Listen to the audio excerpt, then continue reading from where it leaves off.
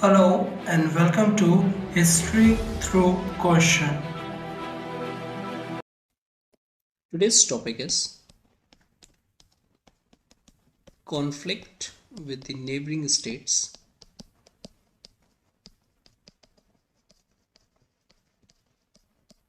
Last time हमने देखा था इसमें एंग्लो नेपाल रिलेशंस और आज हम देखेंगे एंग्लो बर्मीज रिलेशंस और वॉर्स। चलो स्टार्ट करते हैं, ठीक है ना। नाउ सबसे पहले देख लेते हैं क्या रीजन था एंग्लो बर्मीज के वॉर्स का, ठीक है ना। तो जो इंग्लिश का जो एम्बिशन था that is the east India company, और कंपनी का जो एम्बिशन था कि एक्सप्लॉइट करें वो बर्मा को कमर्शियली, ठीक है ना। कैसे कि जब तक वो पॉलिटिकल पावर को एक्वायर्ड नहीं कर लेंगे, that is through the acquisition of political power. और यही रीजन था, it brought them in direct conflict with the Burma kingdoms. अब इसमें तीन एंग्लो बर्मीज वॉर होती हैं, वन बाई वन देखते हैं। फर्स्ट एंग्लो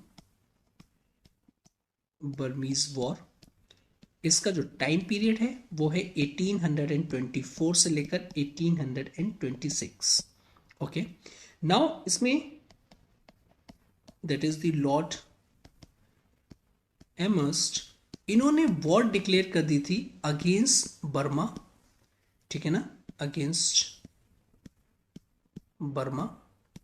एंड उनके जो लीडर थे दैट इज द बर्मीज जो लीडर थे महा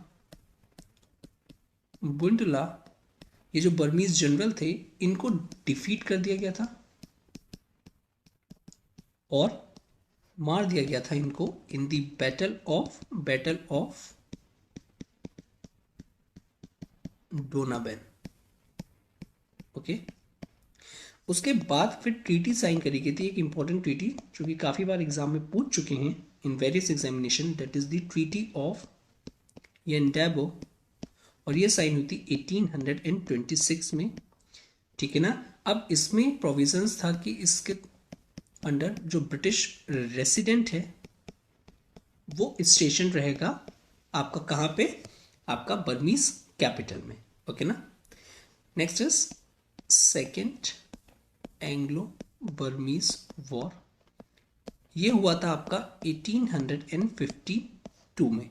इसका क्या रीजन था? The main reason behind the conflict was कि जो बर्मीज गवर्नमेंट थी वो ऑपरेस कर रही थी, that is the operation of English merchants, जो कि सेटल्ड थे बर्मा में फॉर द कमर्शियल रीजन, उनका ऑपरेशन हो रहा था, ठीक है ना। और ये हो कहाँ रहा था? बेसिकली इनका रंगून कैपिटल में, ठीक है ना।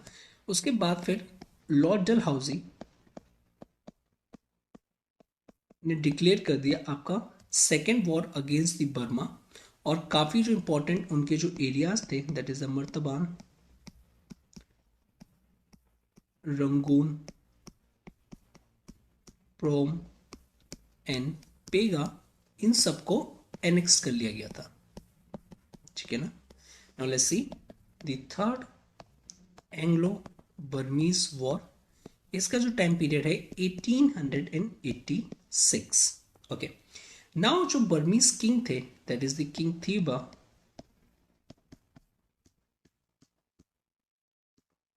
उन्होंने अलाउ कर दिया था वेरियस ट्रेड कंसेशंस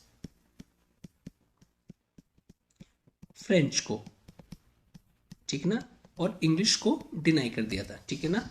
और at the same times deny करने के साथ साथ इंग्लिश पे वेरियस फाइन्स भी इम्पोज कर दिए गए थे ऑन द इंग्लिश कंपनी। और उसी के साथ साथ काफ़ी ऑफिशियल्स भी उनके अरेस्ट कर लिए गए थे, दैट इज द इंग्लिश के ऑफिस भी अरेस्ट कर लिए गए थे। सो फिर on the command of lord Dufferin,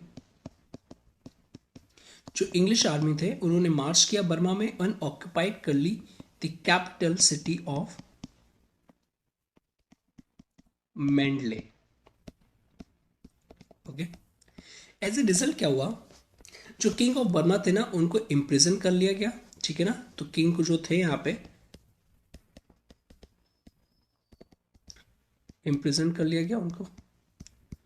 and whole of the Burma was declared as a part of British Empire, और होल बर्मा को ब्रिटिश एम्पायर का पार्ट डिक्लेयर कर दिया गया, that is the part of British Empire. ठीक है। और फिर देखते हैं हम इन 1935 में जो बर्मा था was separated from the India, वो इंडिया से सेपरेट हो गया। Freedom movements of Burma reached a new height और अंडर लीडरशिप ऑफ आंग